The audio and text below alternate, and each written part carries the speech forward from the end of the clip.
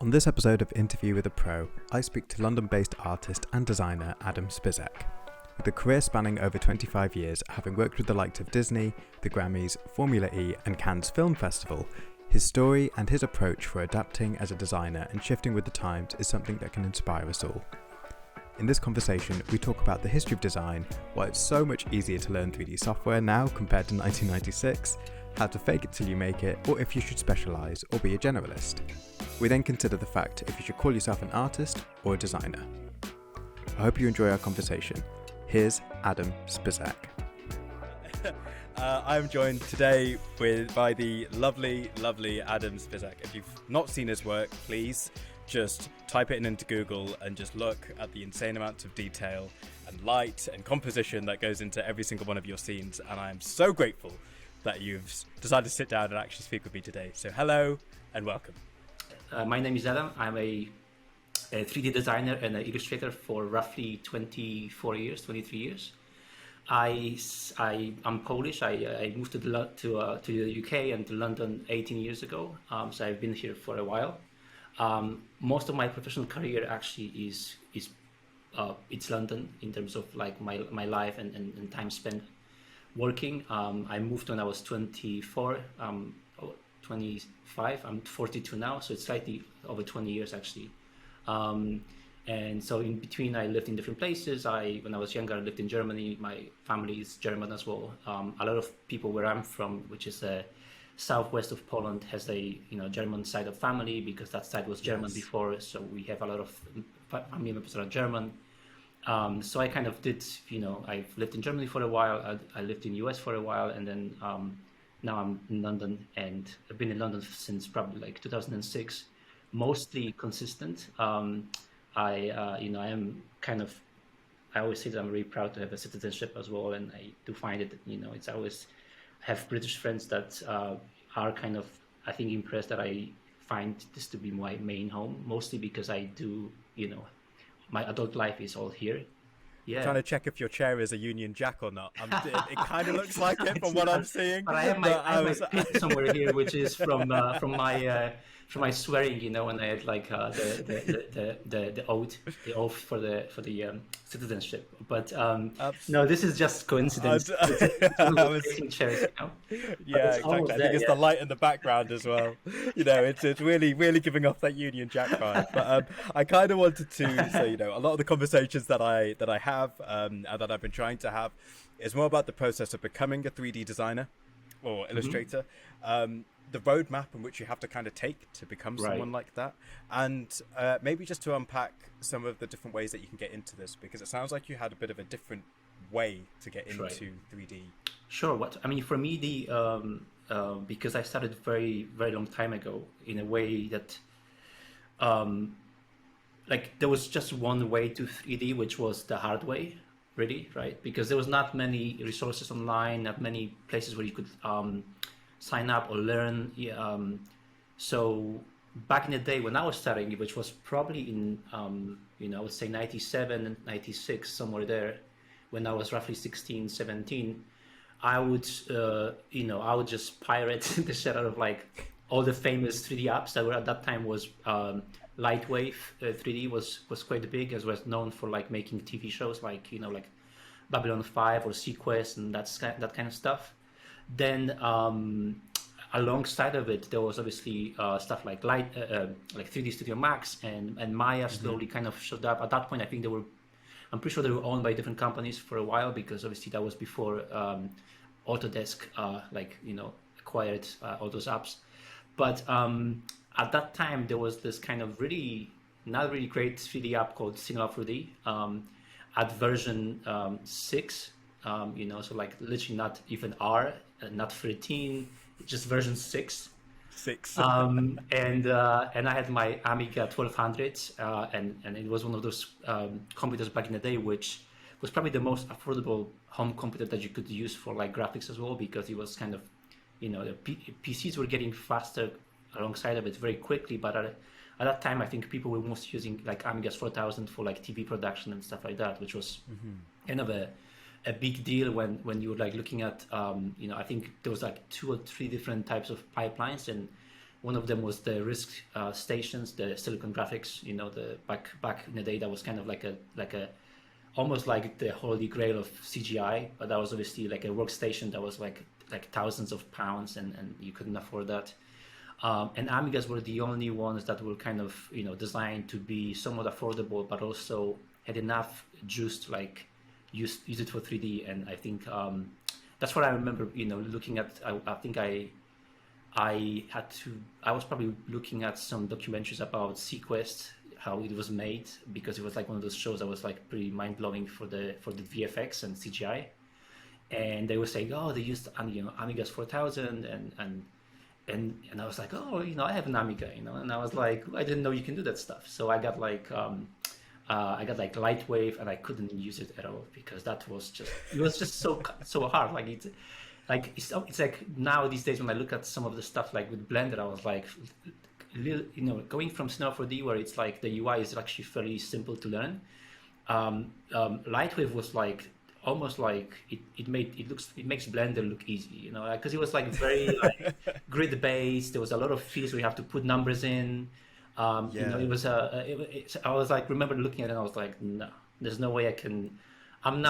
There's not enough juice in my head to like, you know, like wrap my head around that. So, exactly. So I kind of left it, and then I was buying like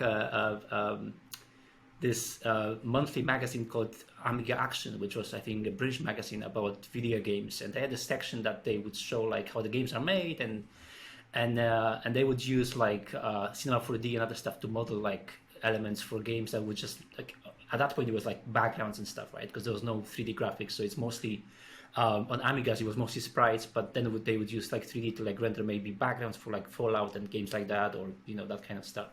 And I remember that really blew me away. And there was a demo that came with Amiga Action that got on a CD that had a was that a CD already? Yeah, I think must have been CD, because like the floppies wouldn't have a 3D up on it. But I remember it was weird though, because you said essentially, this is gonna sound like ancient history, but like they would save HTML pages onto the disk so you could read the websites offline.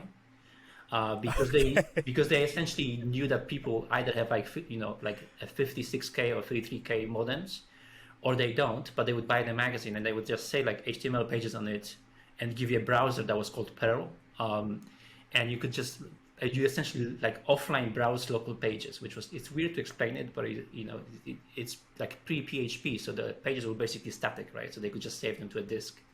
I remember browsing that, and there was like a C4D article. I think it could be, I'm trying to remember which website was it. I think it was CG Society, one of those like, you know, the iconic old CG websites. And they showed like an Amiga 4000, and then they gave a demo of C4D on it, which was C4D version, I think 4 or 3 or something like that, you know. And that was your introduction. That was my introduction, and I couldn't even save anything because there was like a window, so the save was disabled, so you couldn't really do anything. You just kind of click around as it was running. Once you closed it, it was done. It's like playing a PlayStation without a memory card. You know, back in the day where you with my cousin, exactly. We had the PlayStation that was running with Gran Turismo, so we wouldn't have to redo the tracks again. Yeah, that's exactly what it was. You know, sleeping on the floor and trying to get through like some of those races. And it was kind of mind-blowing, but what they did was they gave an X-Wing model that was with it. You know, you could open like an OBJ of an X-Wing. It was like a basic X-Wing. It didn't look like, you know, it was kind of more, it was like an X-Wing shape. But I was like, oh my God, an X-Wing, you know? So I would like copy that X-Wing 80 times and make like the whole sequence in the background of like trying to do like a battle, you know? And then I would make like really shitty TIE fighters as well from like few, I just took like some polygons and delete like, you know, some faces out of it and make a TIE fighter shape. And I was like, oh, you know? And that was kind of I was like, wow, you can make Star Wars, you know?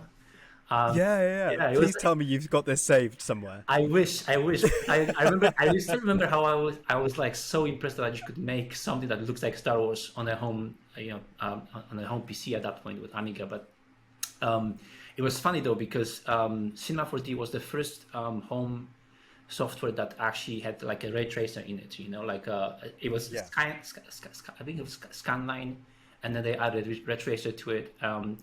And so you could actually get something that looks somewhat decent. It had that kind of weird glossy plasticky feel that you get from like the 90s animated shows that were done with CGI, which they just look like everything looks like it made out of plastic, so everything was kind of glossy. And I didn't really get the idea of what the roughness map was at that point, and there was no bump maps as well, so everything I had was like super glossy. So I would just make like glossy TIE fighters and glossy X-wings, and then I couldn't save it, so I would just close it and I would lose it, and I would start again the next day.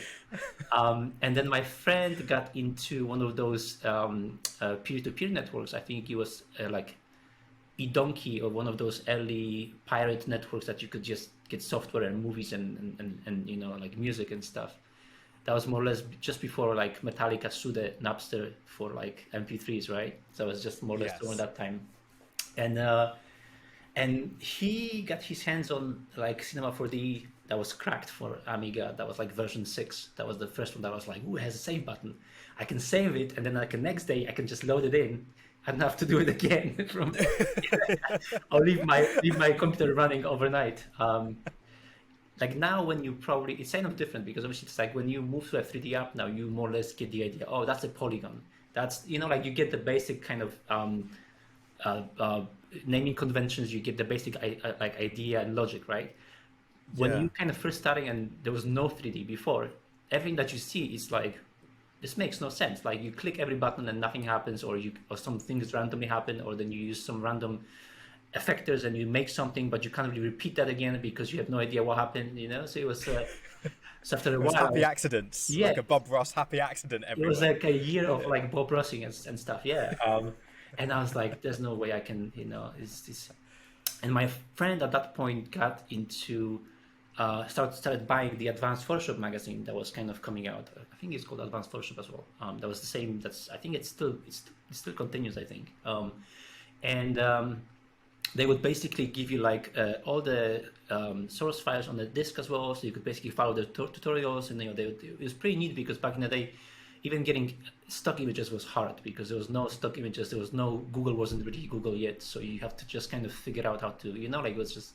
I think it was kind of homemade. And I remember being so impressed. And basically, I got a Mac emulator on my Amiga to run it, because you could emulate a Mac on an Amiga, because back in the day, Macs were using also a Motorola CPU. That was the 680K, So that was in with OS 7, So you could essentially emulate a Mac on an Amiga surprisingly well, to a point that you could run Photoshop 3 on it. So I got Photoshop on it, and then that was where I was like mind blown. I remember getting into that and just making backgrounds for like the X-Files. I was watching the next episode of X-Files, and I would make an X-Files logo, and then I would just like put like every possible filter on it and make a background, And I started I got so into it that I was just like I would stay like all night every day just doing backgrounds for like all the shows and all the music that I was listening, and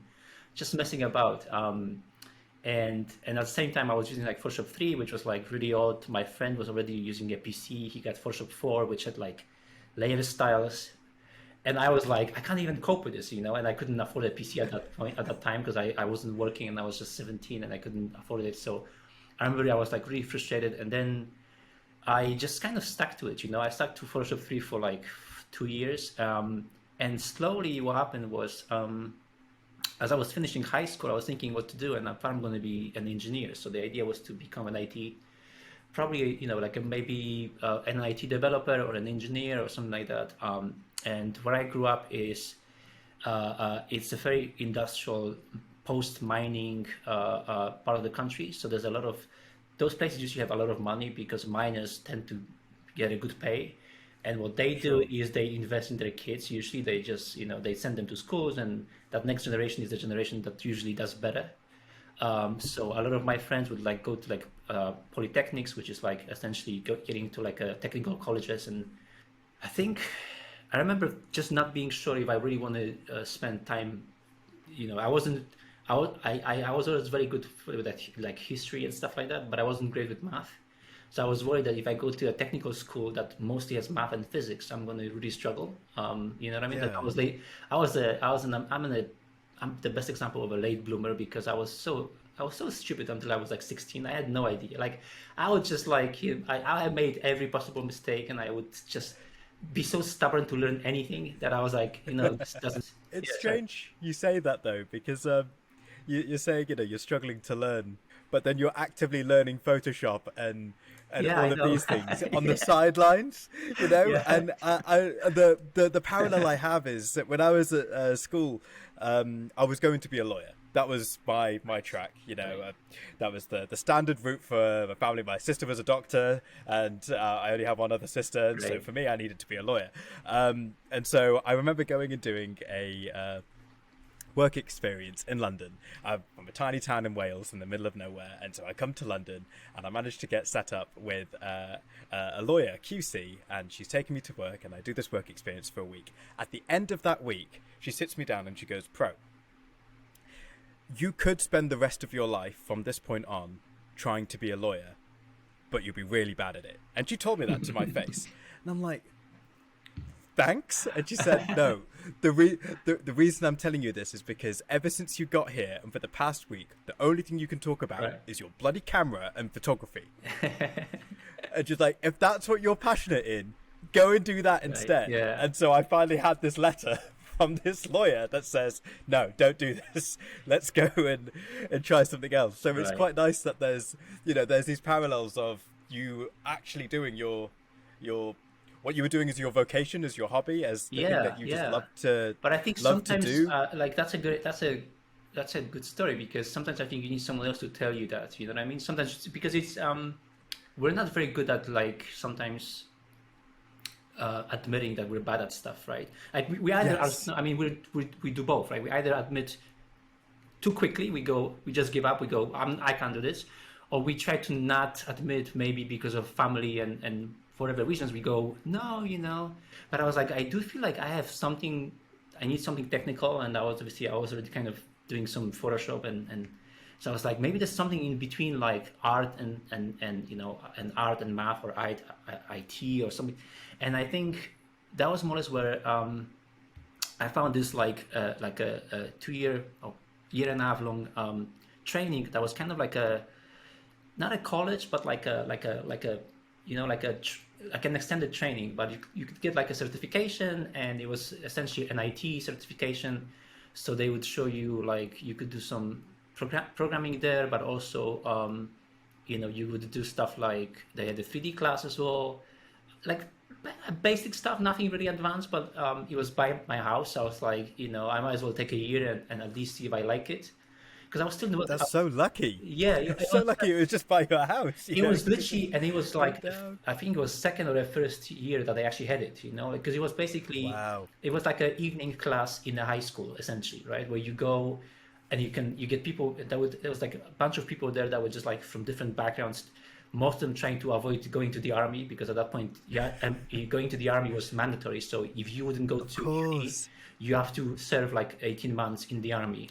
That was like back in the day. They changed it shortly after I kind of graduated. But one of the reasons people went to uni is because if you had uni, what happened was, by the time you were 24 or 23, they would give you what they call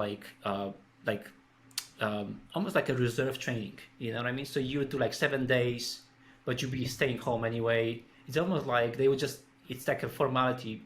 That was like a country saying, okay, you went to uni, you don't have to go to the army, right? So I was like, okay, I gotta do this because I don't want to go to the army. So I was like, I gotta do the training. And then I went there, and kind of, it was like a nice introduction to like the basics ideas of like IT, and there was math and physics, but that was like post high school style, so it wasn't too intense. Were you taught any like the fundamentals of like design or composition or anything No, like that? Or no, was this no. purely more Technical, side? yeah. It was Definitely technical. they had like 3D Studio there that it was very basic as well, but like an old version, and it was running in like a DOS mode, so it wasn't even Windows. Cool. It was just like really old stuff. But what happened was, as I was going there, because it was only, I think, twice a week, maybe 3 times a week. So I had like a half the week left, and basically I saw an ad for a printing studio in my city that was like hiring, right? So I went to apply to that, and at that point I was doing so much photoshopping that they didn't see no one doing something that colorful, because mostly people were doing like vector stuff, which was done in Corel Draw. So I was like, I showed them this, and they were like, they really liked it. They asked me if I know Corel. I lied that I do, but I had no idea, obviously. So I was like, so I got in there, and from there I remember there was like a few people there that were just like doing design in like mostly like vinyls for trucks and things like that. You know, a lot of like 2D, like classic 2D vector designs. You're thinking about design as well. You know, first of all, you see your stuff physically made, which is so like different when you just do stuff on the screen or you do stuff digitally.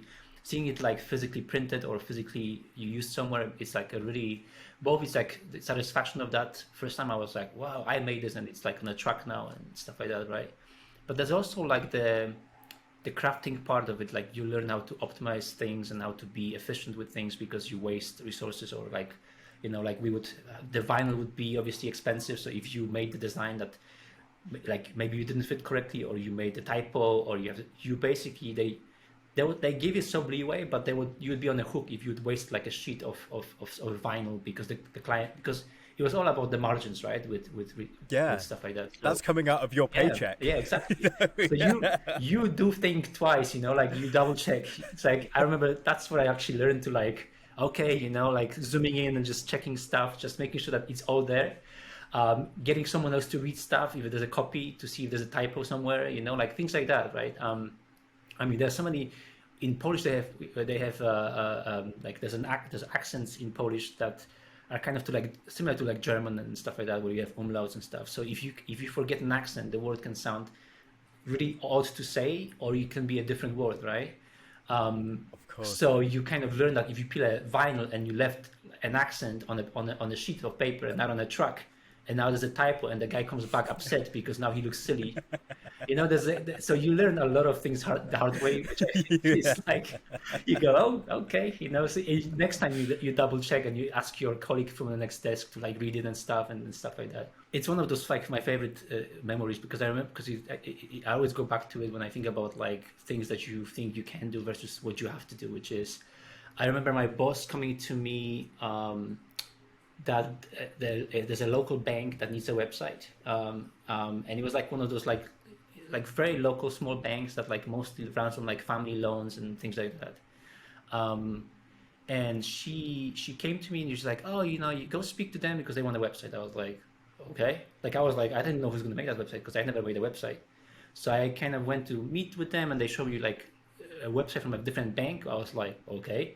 And it's like, we want something like this, you know. And so they gave me like, they print out all the like a list of like, oh, we want this, you know, we want this, we want able to like have a form so we could get an email from a client. We want to, and then at one point they had like, oh, we also want to be able to like have the client log in so they could see their account status. And I was like, okay. And then I went back to the company and I was like, that's all fine, but that's like a hardcore developing, you know, like there's no way I can do this. Like, I mean, I can do basic of HTML now, but I can't do anything. I don't even know where to start.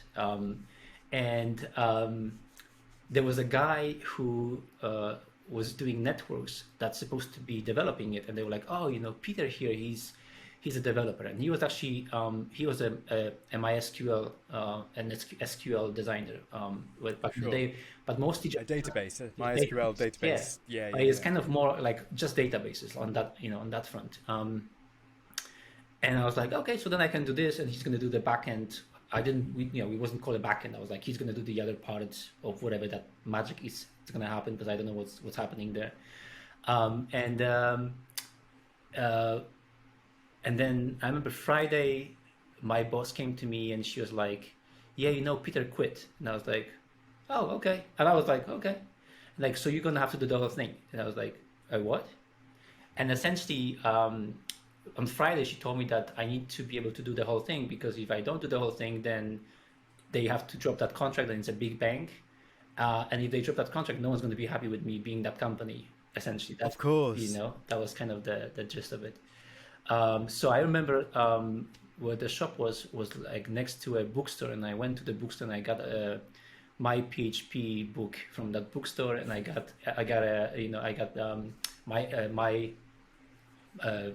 MySQL book from there, and I got a Dreamweaver for dummies and all that stuff.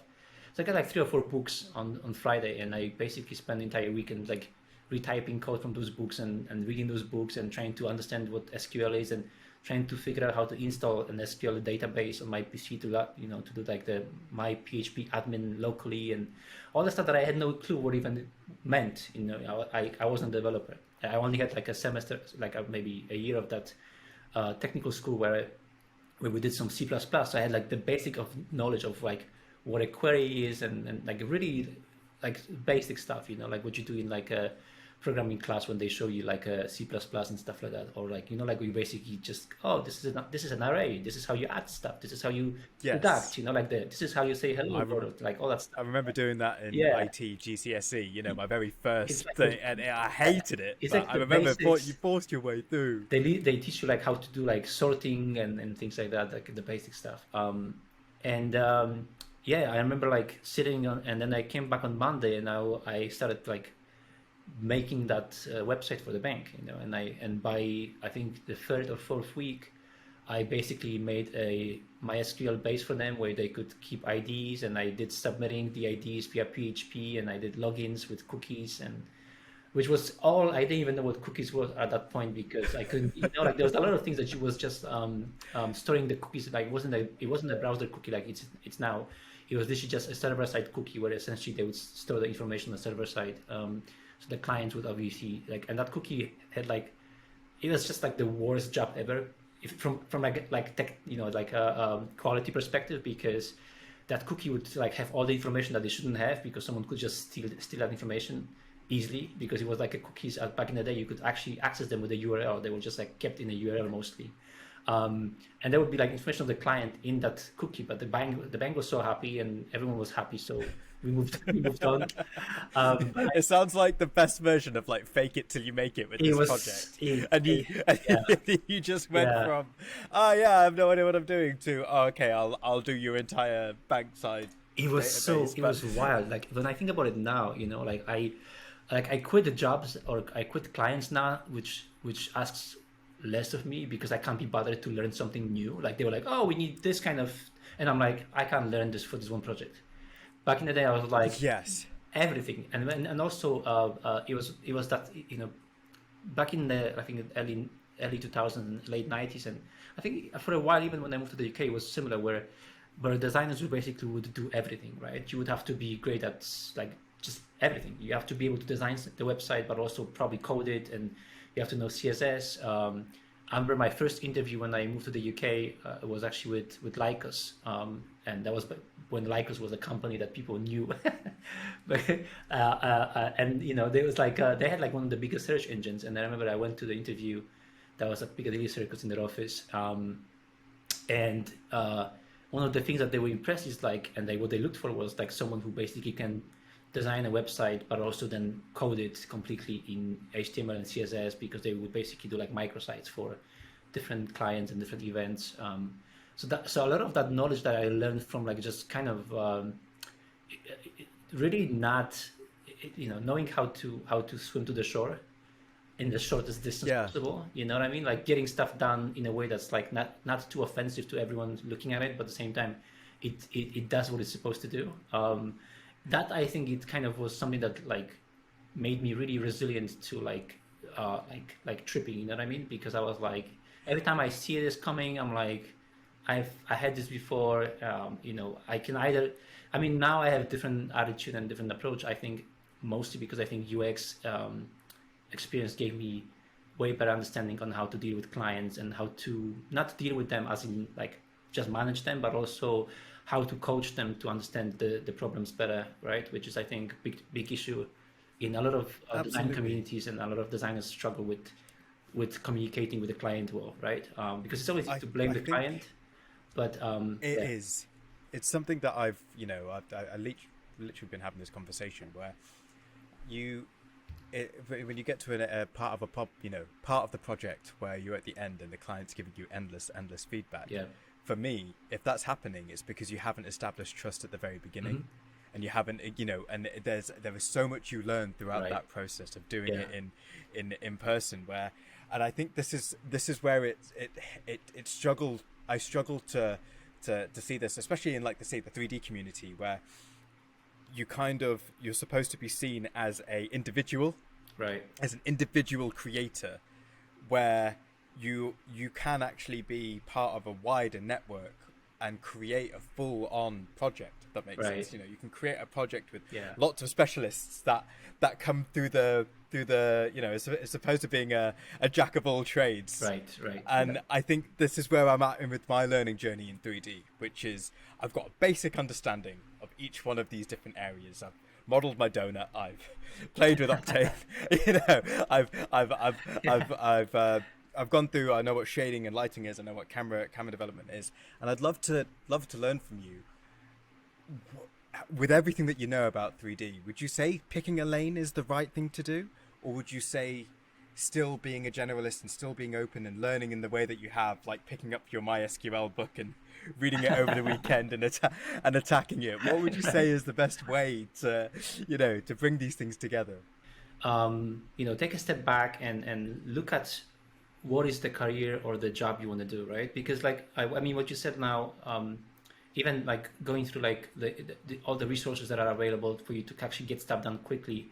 One of the challenges is that do you want to be a self-contained kind of artist? Do you want to be able to, like, work for yourself? Because then in that sense you probably have to know more. It just in terms of width, or like how much you can stretch yourself. Obviously there's going to be a limit to how much you can learn, and there's people that are, like, exceptional, and obviously they could be, like, amazing at modeling, and then have amazing motion design mind as well and stuff like that. But I think most people will have to pick more or less what they're going to be strong at. And I think if you want to be a solo artist, then you have to really try to position yourself in what kind of art you want to make and what kind of design you want to make. Because I think one of the things that I've noticed is that you can be really good at something, but if you want to work for a company, then you should really just look at who they're hiring and why, right? Like, that's one of the things that I always recommend. Like, Sure. if you want to work for someone else, and I always say this to, like, even through, like, the NFTs now, but a lot of people try to, like, jumpstart their career by just kind of going around having a day job and just directly going into art and design. I always recommend having a day job, because I think getting into those companies and working with people where you have to do design and different aspects of design with different people, because it will teach you different aspects of that work that you might not know otherwise, right? And you also can, I think it's going to open your mind and into, like, what's possible and also what you enjoy, right? One of the things that I really liked from working with BCG, I was a head of UX there for like almost 5 years, was that we would there was a lot of hires, and there would be a lot of young people coming in, a lot of junior designers. We had an office in Chicago, US, here in London, and then in Delhi as well. And one of the things we always try to do with new people was, like, to give them time to do kind of a bit of everything, so they could figure out which part of the user experience they really enjoy, right? Is it the UI part? Yes. Is it the research? Like, what is the, because people often go into those professions thinking that everyone does everything, but you can be, you get, if you really want to grow in those companies, you often will get very specific, right? You're going to be a researcher, you're going to be, maybe you can be, like, I was kind of more general, because obviously as a head, I was kind of looking at different things, but I wouldn't really call myself a researcher because I had no research background, right? Like, so I would just work with people that had academically coming from a research background, right? Yes. And kind of, I always recommend looking at, when I get asked about, like, what is the skill to learn, what software to learn, I always say, go to the website of the company you want to work for. If you like Pixar, or you like, Blur Studios, or you want to work for whoever you want to work for, Naughty Dog, whatever. Just go into the website and see who they're hiring, right? Who they're hiring for skills. Look at some of the lead designers who work there and what they do, because it can give you a very good idea of, okay, if you want to work for this company and do this kind of stuff, you might need to pick one of those roles if you want to get in, even if you just want to get in. Yes. Right? It's really, it comes to that as well. It's really just being practical about it. And then from the other side as well is to kind of, in terms of just thinking about you being as a solo artist, I always say, don't try to, like, again, you technically should be more comprehensive and be able to do different things. But I think you can do quite well by still being somewhat specific in what you do, right? Like in terms of like maybe you're a motion designer and you can buy the assets, right? You can work with those kind of assets, and you can use MoGraph, and you can kind of rely mostly on motion work that's closer to After Effects, but in 3D in a sense, right? Yes. So I think there's still room there to kind of be a bit more specific, and just being honest with yourself. What's your passion, right? Because one of the things that I see is like people that often ask about my workflow is I can't really give you my workflow because it's my workflow, and it's not because I'm trying to keep it to myself. It's because it's in my head. A lot of this happens to me as a design process that happens when I break down the idea, right?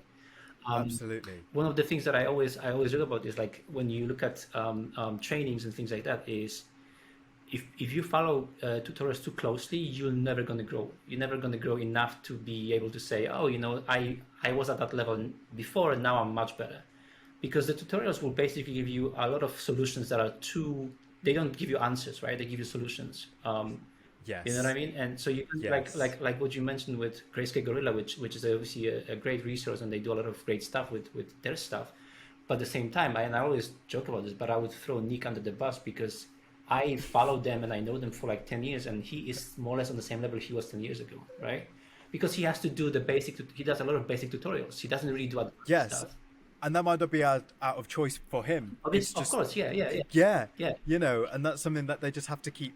They'll have to keep doing and keep. And then keep going. he's got Chad and other people that work with him that are way more advanced, and they do a lot of kind of more senior stuff. And obviously, Chad is also the guy who does a lot of plugins for them that are all the great plugins that they have right now, which is like I love all of them. Signal is like brilliant. Yeah. Even the way they have the drop zone, which I think is amazing to like add things quickly to the like tags and things like that. Absolutely, I love it. But I think he also knows the fact that he couldn't do both, because you can't cater to training basics and at the same time really advance yourself, because you won't enjoy. You're gonna have to pick, right? And I think. Yes. That's one of the reasons I don't do tutorials. I always joke about this, is because I really don't enjoy doing the basic stuff. And I see a lot of people doing the advanced stuff really well. So I'm like, but I always think about like when you mention like learning, like the way to learn things and to make sure that you don't forget the basics, I always recommend kind of looking at this like, because a lot of time when you learn new software, especially when you buy a training, they give you this, they have this approach, which I think, and I'm not trying to dismiss it, but it's like a project-based approach, right? When they go, okay, by the end of this project, you're going to make, a vase and flowers, whatever is the outcome of that training, right? You start from like modeling basic of it, and then you go through materials, and you go through this, and you go through lighting, then they will show you how to render it out, then we show you how to do a post-production, and then you end up with this picture at the end, right? Which I think is great. It's not a bad thing,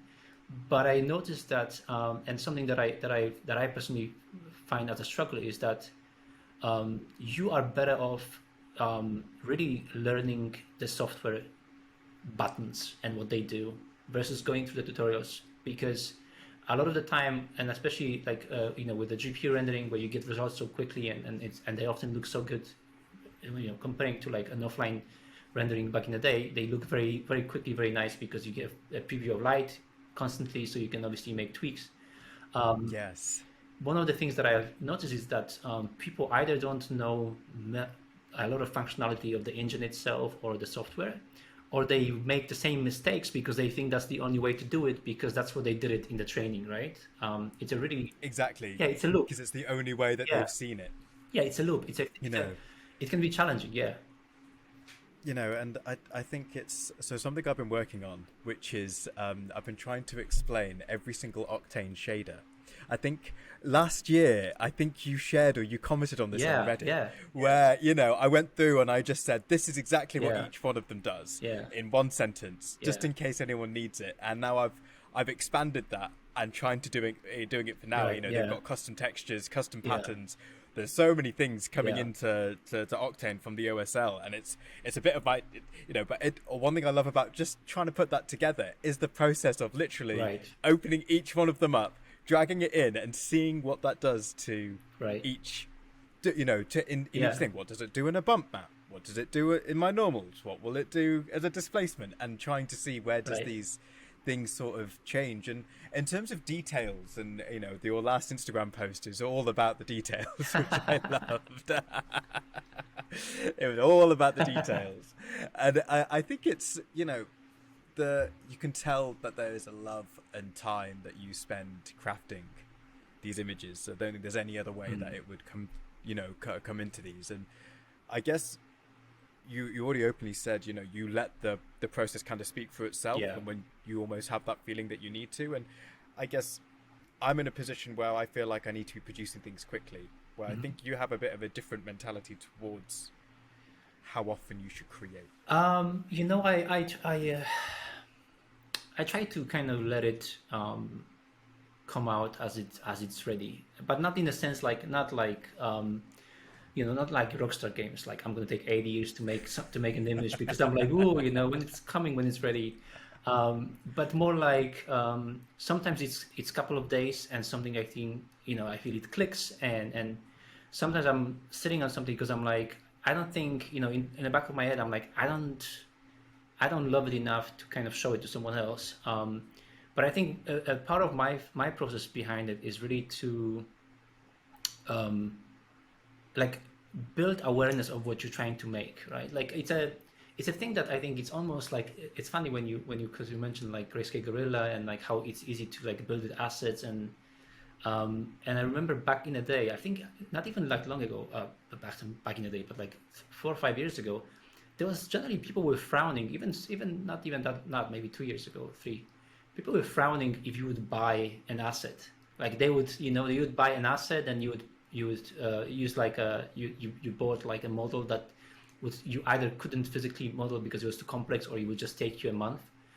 And people be like, oh, but you didn't model this. And there was this whole, I remember there's many debates. I spoke about this with people. I spoke about this with Billy's and just a bunch of people that would either, resource. I mean, I remember even speaking with people about this because obviously he buys a lot of models, and he was just like, who cares? You know what I mean? Like, it's like, at the end of the day, if you don't like it, that's okay. And, you as a viewer, if you don't like that, that's fine. But I think what happened was, and I think that changed, and it also changed the way I think about my work, because I buy assets, I make assets. I generally try to think about what is the safest thing for me to stay sane. You know what I mean? Like, if I look at this and I'm like, do I want to spend, do I want to spend 5 weeks of making this? Or do I want to spend $500 or 400 or whatever, of 1,000, get someone else to make it for me, or buy it somewhere? If the outcome will get me to that 80%, right? Like, I always think about this like as a practical solution. I joked about this a few days ago, I think, when I was saying that you should really not think about yourself as an artist, but as a designer, because you know what I mean. Like, there's a certain, like, I think being an artist and portraying that's fine, as long as you don't believe it inside your head, because I think it can mess up your process, right? It can make you think that it's either not, because it's very easy to fall into that hole where you go, okay, I don't care what they say, I like it. That's fair enough. It doesn't, I think it's a healthy approach anyway.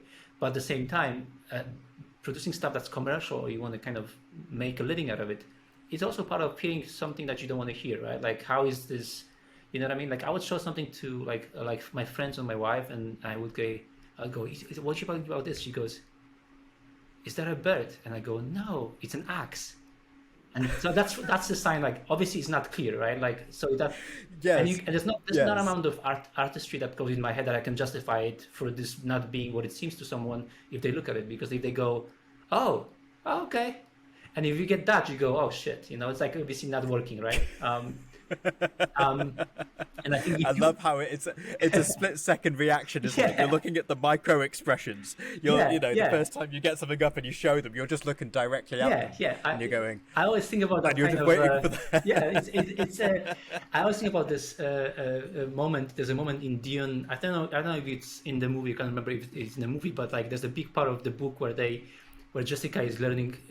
She's teaching Paul how to learn to read like the micro expressions and the muscle expressions and like the twitches and all that stuff, which is like your moment where you go, oh, they don't like it, you know what I mean? And it's like it's hard to fake it, because if you're like if you think about yourself as an artist, it can both break you, that kind of feedback, because you think that you're now bad, like there's no. Yes. Because as an artist, you don't really think that you have levels. You kind of think that you either are like an artist or you're not, right? It's really like in that kind of almost like It's quite binary. yeah, it's very binary in that sense, yeah. But if you think about yourself as a designer, like internally in your process, then you go, there's room for improvement in different places, like and obviously, like I said, I think that can make your art grow, for people to take it as an art, because you can be way more specific with your intentions, right? And I think it's something that I said this before with like NFTs and people kind of not having a day job, and I think if it works for you, that process on your side where you like how you handle feedback, that's fine. But I think for most people that really want to be successful and also be like have a fulfillment, you need to learn those things, you know what I mean? Because there's a part of you that if your art is not something that people will like organically, like you're not making something that people just like, you gonna struggle with accepting that as a job, right? You know what I mean? Because people will look at it and they go, oh, okay, what about maybe make it red, and then you're like, oh, and because you thought you're making art. There's this whole process with NFTs that I'm bringing this up because I think a lot of that, a lot of issues that I have with that side of the art community is there's no room for like criticism, right? Because it's art.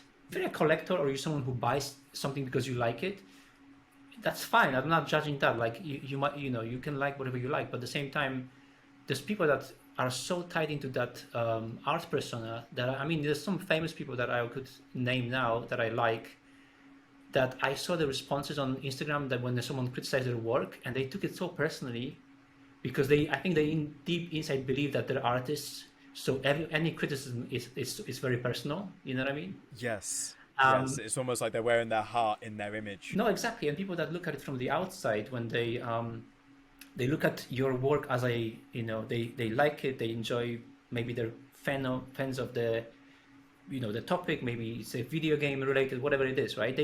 They might say, oh, but this guy doesn't look like that guy, or something's, like some stuff like that. And if you're kind of coming into this as an illustrator and a designer, and I say this as an illustrator because, some of my favorite artists are 2D illustrators, and I think that's so interesting, considering your work, it's very detailed, very 3D. Sure, yeah. I can actually, if I tilt my camera, I love Gab's work. I have Gab's work, which is a very famous Polish designer, and I have his stuff everywhere in this room. Like I have his Star Wars. I'm trying to rotate my camera. I have his Star Wars there. Yes. I have got a bunch of his stuff because it's just gorgeous, and it's all 2D hand-drawn art, right? He does a lot. We see a lot of tracing and coloring in Photoshop, but he mostly just basically is painting like sketching style with pencils and filling it out and stuff like that. And I think none of those artists really think about them as an artist. They think about themselves as designers and illustrators, right? And that gives them a lot of room, because illustration is in many ways, like we all tend to like bundle design and like art in one thing. But in reality, I think like if you look at illustration, a lot of it is very intentional design, right? Like it's art. When we look at it, you see a great poster for like Star Wars or something like that, you go, oh man, that's amazing. But at the same time, people that made it often made it with the spec in mind. Maybe there was a request that was very specific to it, right? To have Absolutely. A character. And I think that approach to art as design can give you really good understanding of intentions, you know, and something that I think gets lost in art community when people go like, oh, art is about feelings, not our intentions. I was like, it's not 2D, it's not one thing, you know what I mean? You can look at it and see different facets of it and different sides of it, right? You can look at art and say, yeah, it's art, it's expression, but it's also a skill or a trade, right? And that's why I think the best people you look at that are like really not just successful, because obviously you can be successful and not technically very accomplished, but people that are really accomplished, like, you know, I don't know, like Rafa Grassetti or some other designers, are people that have like immense technical skills. Like you look at his work, right? You don't go, oh, he made God of War, it looks cool. No, you go, look at how it's made. You know what I mean? Absolutely. He has a design approach. He's an artist, obviously, in the best possible sense, but his craft is higher than most designers as well, right? Like because he understands that his craft is also what's important, right? I love thinking about it as a blend, you know, especially your point about illustration, where, you know, I think it's so accessible to jump into these softwares and to do these things, and I feel like overstepping those basics, even just blocking a scene on a napkin, could probably tenfold your design, your 3D design composition output, as opposed to thinking the software is going to solve all of your solutions. Yeah. And I always skip that, and then I have to rewind and go, no, this is kind of what I want to do. I've had my fix now. Let me actually go back and start again with the genuine process. If I was a designer, not as if I was an artist, if I was a designer that had a client that came to me and said, this is my request, I would storyboard, I would check it, I would, you know, really go through that process. And it's just a question on process, really, where do you think just working on those smaller parts of the process will ultimately make you a better designer overall? Yeah, I mean, you know, this is kind of funny. I'm thinking about making some YouTube content about the different gripes that I have with life, you know, and obviously as an artist, isn't that what else is YouTube for? You know, exactly. But part of it, like I was making a list of like videos I would want to make, and one of them is about just like organizing yourself, you know what I mean? Like as an artist specifically, I think organizing in life is generally a good idea, but like being able to organize yourself around work in a way that will be structured can make you just like, I mean, it will just boost your skills in a ways that you don't think it can, because that's like going back to that art background where sometimes you listen to people and they say stuff like, yeah, I never plan stuff, it just comes out. And I was like, that's why every 10th of those is good. The 9 are just okay, you know what I mean? I'm not saying they're bad, and obviously people do different things and explore, and it's fine to like do all those things, but at the same time, if you want to get consistently better, what you need to do is you need you know, like there's this whole idea about like the 10,000 hours, or like, you know, however people measure like the progress of skills. I always kind of think about this as a like a process of organizing stuff, you know what I mean? Like, and I think it's kind of funny, because I think what drove me into IT is what got me into 3D, is what got me to UX, is really just the idea of breaking down issues into smaller parts and then solving them, right? And big part of that is organizing elements, right? And looking what makes those elements to kind of make them easier to plan out and lay out. And I think it really came to me when I was doing UX, because a lot of UX would be about organizing different parts of the design process, right? There would be feedback from the stakeholders. There would be kind of working with the designer or working on the design by yourself. There would be a feedback from research team, or maybe you do a case study. There would be a lot of elements which you have to consider, instead of, you know, like just kind of saying, oh, I want this button to be green because I like green buttons, or whatever reasons, you know, like maybe you have a style guide or whatever.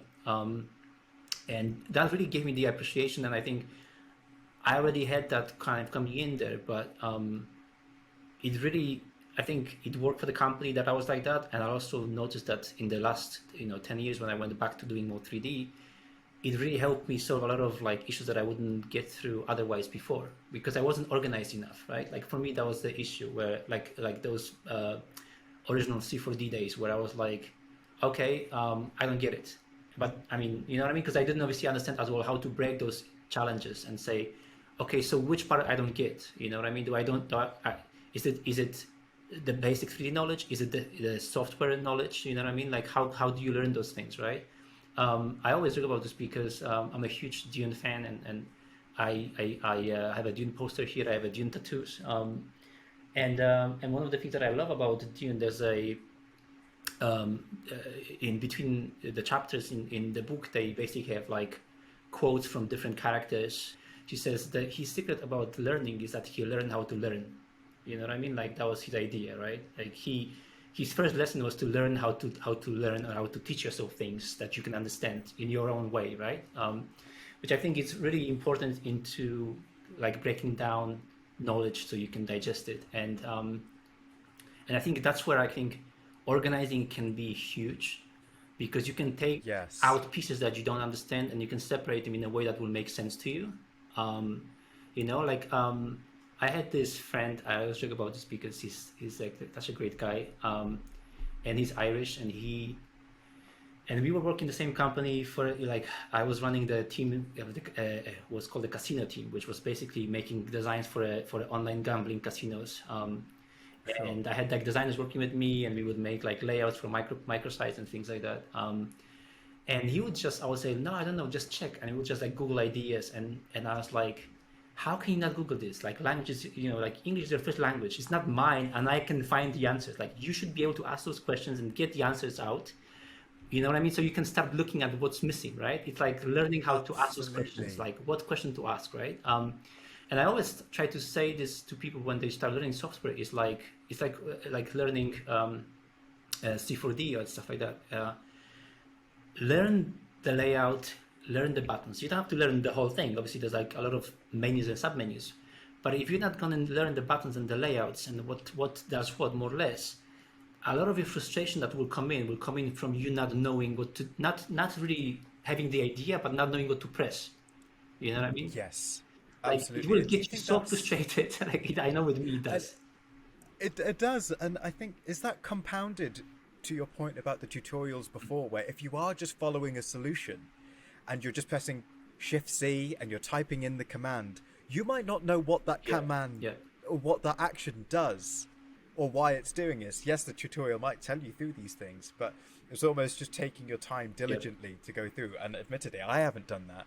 You know, I haven't gone through each one of them. I have a basic understanding, but then it leads me to always, you know, throw a sphere in there and get a cloner in. And I'm like, maybe I don't need a cloner, but that's the first thing that I default to because that's what I'm used to playing with. And I think it's such a powerful way of approaching the software, of being able to think of it as just literally go through each button. And maybe more on the Octane side of these of this thing, because a node-based editor is something that does confuse a lot of people. For sure, yeah. And I'd love to hear about your process of learning about Octane, and even just a way to approach a node-based system. Right. Yeah,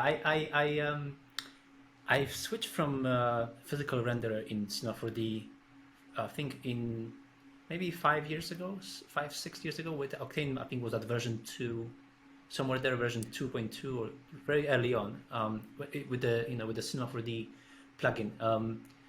But big part of some of the early work that I did that kind of became popular, like the mechanical animals were done with like physical rendering originally, you know, like, and it took me a while. I tried to copy and learn from the best. And I remember reading an interview with some people from this agency, Arstina, which is like a very famous agency in Warsaw. There's a lot of, you've probably seen their work. I think they're quite literally the biggest agency on Behance, where if you look at, and I remember reading an interview with them that they were using HDR Light Studio, which is like a UK kind of made product to light scenes with HDRs, but like as painting light and stuff like that. That was before Octane was actually really, like, I knew what it was. And I saw that there are designs that were using Max, I think, but I was like, man, those are just amazing. They have amazing lighting, you know? And at that point I already was like loading HDRs into physical rendering to like just to get GI and stuff like that. And I remember that was the first time when I was like, oh, and I was like, but you would like paint it in like the preview with no materials, and then you have to like load that HDR into Cinema 4D physical render, and then wait 2 minutes for that preview to render out offline, like 350p, like pixelated, so you could see that if the light is lining up. So that's how I made these animals. I was just basically learning that software, try to light, because I kind of left it behind slightly, because with Octane you can do different lighting quickly. You don't have to spend, you don't have to have a software to light. I think HDR Lighter is still a good app, but obviously that changed in a way. But one of the things that happened to me when I moved from physical rendering is like, I didn't know Octane has nodes, so I went into it and I was like, oh, first I was like, what do they call reflection roughness? It's reflections, not roughness. I didn't understand that that's what roughness is. So I was like, oh, just call it reflections. And I remember like I hate what they changed. But I remember like learning this, and I was like, okay. And then I didn't really know there's nodes in it. I didn't really like I watched like some basic tutorials, and they all were just like using the basic shaders made with like the the standard kind of Cinema 4D window. And I was like, okay, and I'm playing around, and then at one point, some tutorial someone was saying, oh, you can then do this, and you can. I was like, so I would for example use like mix nodes and things like that, like multiply, but from drop downs. I would just go to the drop down, get multiply, go into that dot, add a new gradient, go into that, add a new image, right? Like all by hand. But then I was like, I had like 10 materials, and I was like, how do I update this? Because now I have to change this bump map in this, It really came to me out of like necessity, because I was like, Jesus, I ended up having some kind of push that I don't remember what I was making, but I made some that had like, 20 textures, and swapping them by hand kind of meant that it took me an hour, even because I was like, update this, I'll go there. And you don't even get the full picture, which I was like, I don't know what's happening here. Why isn't this loading? Like that kind of stuff. And in Cinema 4D has this, and still has this issue, I think even now. I mean, I don't think there's incentive for them to solve it, because essentially it doesn't really refresh your previews on your images and your links often regularly. So it will show you have to go in and double click. Yeah, exactly. You have to go in and force it to refresh. Exactly. And every time. Yeah. I think it's there's part of it is that because it's an external plugin, so there's a cache happening. And so if the image is not loaded, you don't even know until it's broken and you see something completely missing, right? I think at this point they have no incentive to fix it, because they have Redshift, so it's not in their business to like now and make it better if they have their own rendering pipeline with Redshift. But it was really just that kind of looking at nodes, and then, man, I remember opening up the node editor first time and thinking, Jesus, and I was like, and because it doesn't really show you all the nodes always, like the same, all the pins. So I was like, where's the roughness? And I go back to the window, so I would add the roughness into the drop down, so it would show up in the node, so I could see the node, because I couldn't figure out that you can right click and show the node for that, so or a pin. Yeah. So I would literally add something to roughness, so it would activate the pin for me, so I could go into the node editor, so I could replug something with. Man, that was a learning experience. But for sure. Okay, I do have a question about your materials in general. Are you making procedural textures a lot? Are most of your... Not really. I mean, I think I would love to say yes, I do, because everyone that's like, all the great designers are like, yeah, it's all procedural, and like saying something is procedural is a bit misleading as well, because people that use it often, like if it's used by like a senior designer, he usually means that every piece of that node system is procedural, right? So for example, he doesn't use images. He maybe generates all the noises that are replicating those the same kind of grunge images, whatever he's using as a texture map, or they could. I mean, there's a few guys that do a lot of like awesome stuff, like the new plastic and a few other people that do amazing procedural workflows, and I think those are like truly procedural, right? I sometimes say something is procedural, and I still use images, because I often think it really comes down to. I think a lot of this is also the way to know how to use like the textures and how to use elements so they feel random or procedural enough. You know what I mean? Like I would say procedural enough. You know what I mean? Where you apply it and you don't have to double check. There won't be any noticeable issues or patterns or anything like that visible. but at the same time, it's maybe based out of 2 or 3 images being mixed and things like that versus like a noise trigger and stuff like Yes. that. Because most engines outside of actually Octane is kind of late to it. I think Redshift. I don't think Redshift have one, but they do struggle with like random nodes that generate random data, right? Like that's still not really the strength of that engine. Where a lot of like production engines that are like like RenderMan and like that stuff, they have a lot of pipelines that are designed to make large scale projects easy, and a big part of that is also random generation of elements and things like that, which I think Octane is getting better because obviously the engine is growing, and I think they also feel competition out of like Unreal because that's getting similar traction in terms of production for movies. So they have to step up, but I think the Chaos node is awesome. I've used it just to try. I kind of I think it's like one of those things that you have to use smartly as well because it can give you a bit of a smudging, and I was getting like a smudges in terms of like the blending and stuff, which I think. But I think the other thing that's not used enough as well that can give you some great result is the triplanar mode node because it can give you can get some crazy results from it that I feel almost like you're cheating because you can apply textures to different axes and you can blend this differently and I don't think that's also used enough when it comes to just kind of giving you more variety. I think one of the people that I really love and I love all the stuff he does is David Ariev, and David's like a king of making like random textures out of images instead of like nodes and he shows that you can do this in a way that's going to still work on the large scale and you won't see any repetition and his stuff is like I think he's great and his stuff is great as well. I did the School of Motion his highest course which he did and it literally changed my entire perception of how one such a great educator for nice one guy, but then just as a and just as a way to approach materials, I think the thing I had a difficulty with is, he has a beast of a machine where I'm trying to run these 8K textures through my laptop, but we're getting there. This M1, I kid you not, it is doing bits. Yeah. It is, and I've just got my iPad here, which is actually the iPad M2. Oh yeah. And this runs Octane, so. They released it. I just thought I'd show you. It has Octane X. Oh wow! Has it here, and so you can load a scene. That's awesome. And this is Octane running on the machine, and so it's the fact that I've always been told, and I think it's a common consensus amongst the 3D communities as well, is that stay away from Mac. And I unfortunately cannot because my company gives me a MacBook and they're saying this is the machine you have to work on if you want to work with other 3D designers or other designers, sorry, not 3D designers. So I felt quite limited, and so I'm out here just trying to push it on from a mobile perspective. What can you do on the road? And I think with the advent of RNDR, which is the render farm for Octane.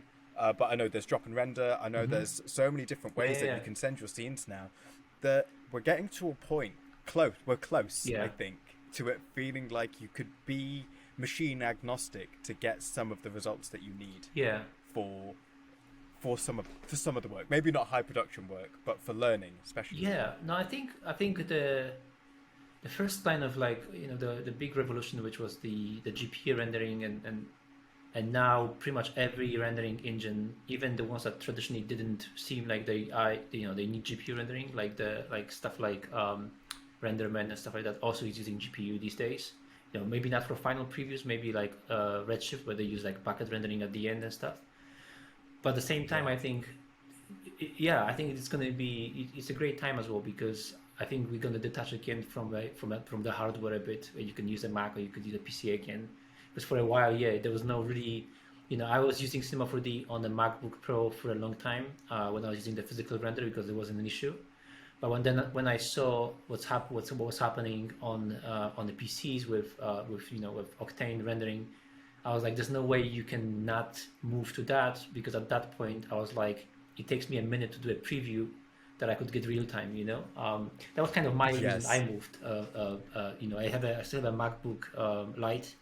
that I use just kind of to browse and stuff like that. And I use it to like, sometimes I do some Yeah. posts on it because I use Photoshop on it. Now Is that it an M1 machine? no, that one is it's the i7, so it's the old Yes. one. Yeah, it's like 2018, I think. But Yeah. it's I actually got it as a gift from my old company. I kept it because they didn't care, so they Oh, left wow. they left it with me. They were like, just keep it. But I kind of what I love is like I could probably run Redshift on it now because Redshift has a GPU and CPU rendering, which is great. And so I think there's definitely, obviously Octane with X, you need to have a newer hardware, but I think it's an awesome time. No, I agree. I think I kind of get asked sometimes about my PC hardware as well, if I'm going to upgrade. And I always think like, well, I have 3090 that runs well. I have a single one, but I also have an access to rendering farm. I really don't feel like I need more for now. Like I could, if I upgrade to like the 40 series, it's just because I like video games and there's you know what I mean? That's mainly what I would use it for because There's no actual production. You're yeah, not you wouldn't be using that power for production. yeah, I could maybe if I will have a second 3090 here just for have more access to like memory and stuff. That would be fun because sometimes you might run out of RAM on those cards if you go a bit too crazy with like your textures and stuff. But the reality is like the access to like rendering farm it gets super cheap. Like especially with like when you look at even rendering farms that maybe didn't support Octane before, they now support C4D with Redshift again, which is like huge because that means you can essentially you don't even have to do any checks if it's going to be exported correctly because it's going to be in like it's a native rendering technically now in C4D, which I think is awesome. But yeah, I think the hardware and also just kind of even as a Windows user, like the price of having a decent laptop that can do amazing 3D is just crazy because you can get like 3090 or 3070 on a laptop that's just crazy fast. Yeah, Absolutely. And I think it's for where I'm currently trying to like push this now. I think is, I've currently been going out to learn about ACEs and a lot of these things, but my next thing after this is a lot more is trying to look at the Da Vinci workflow oh for yeah, compositing. yeah. And trying to see Yeah. how that works as I'm, well. tr- So I'm that's, I've tried it and I need to like convince myself that I should do it because it's better than the After Effects layer based workflow, but at the same time because I'm really not doing that much motion, I'm trying to kind of hold on to like my Photoshop roots, and I'm like, oh yeah, I can do this and I can paint over this if I want to, and I can do this mask by hand. But I love yeah, Dino said yeah, the previous previously, artist I interviewed. He said exactly the same thing. He loved his textures. He loved Photoshop, and he wanted to try and hold on yeah. to those. I think I wish like Adobe would just kind of get out of their ass and just add a proper node system to After Effects because I think at this point everyone kind of there's a plugin I think now I've seen a plugin for After Effects that has nodes, but I mean at this point it's like everyone, especially that you can get DaVinci for free, and it's like Exactly. you know what I mean. It's hard to deny that you can get software that can do very complex workflow. And you can, especially if you manage EXR, like doing that stuff on layers, it's really not a great experience, like it's especially with After Effects. What I've noticed, like few projects that I worked recently where I was working on like emotion pieces and stuff, it was just easier for me to render out QuickTime files and load them in with masks because like EXR was just so slow. Really? Because I was working like Wow. with like 2000 frames at 4K and loading those EXRs to refresh and like having mattes like crypto mattes that are like maybe very granular on like specifics was just so slow to refresh that I end up just Yeah. Are you running these as multi-layered? Are these multi-layered Yes, EXRs yeah, or are these? yeah. Yes, yeah. I mean, Because I think that's where I'm trying to that's think where I like find the issues. size of those files was just ridiculous. Like I think it was like 300 megs per frame. So they were just massive. I think the rendering files were just like a terabyte of data to kind of get through. So I have like 64 gigs of RAM, so it's it shouldn't be an issue. But what I end up doing is Yeah. just loading them in with crypto masks and loading them as like single assets, and getting a QuickTime files out, because then I could load QuickTime files at least more or less, in real time in After Effects, because you can handle QuickTimes quite well. Because I was like, at least I can preview what's happening, because I can't even preview the effects as I'm working on them because it's so slow. Especially if you use like Red Giant stuff, to compose it as well. It looks great, but it's going to be so laggy that you're not going to see any previews, and then and especially I think if And then you don't know what you're doing. I mean, to me that was like a cultural shock, because I went from like mostly doing post-production in Photoshop to learning how to do the same thing on 1,000 frames, and I didn't think a preview can take 7 hours to render, because for me in my head I was like, it's a preview, it's not even a render. Yeah. And then I would press render in After Effects, and I was like, 4 hours, really? You know what I mean? So I quickly went into like, I was like, I have to optimize this, because I can spend 10 hours doing a night render for a final file, but I can't spend 4 hours to get a preview if I especially because I'm not a motion designer. So for my process, what happens is like, I have to see it to see what's wrong, right? I don't have that kind of like motion mentality where I'm like, oh, is this in, is this out? Like I have to first see it, then I can tweak it. And I was like, I can't wait 5 hours to get a preview. So I had to like optimize. But I think that's where I think, DaVinci comes in, because I see that it's so much faster with that workflow. It's just, yeah. Before we leave, I wanted to say a massive thank you, to you. And could you please let everyone know who is listening to this, where they can find you, or where they can see your work? Yeah, I mean, easiest one is to just go to spizak.com, which is my website. It's just my last name, or just Google Adam Spizak. You're probably going to see my Instagram and my Twitter, my website.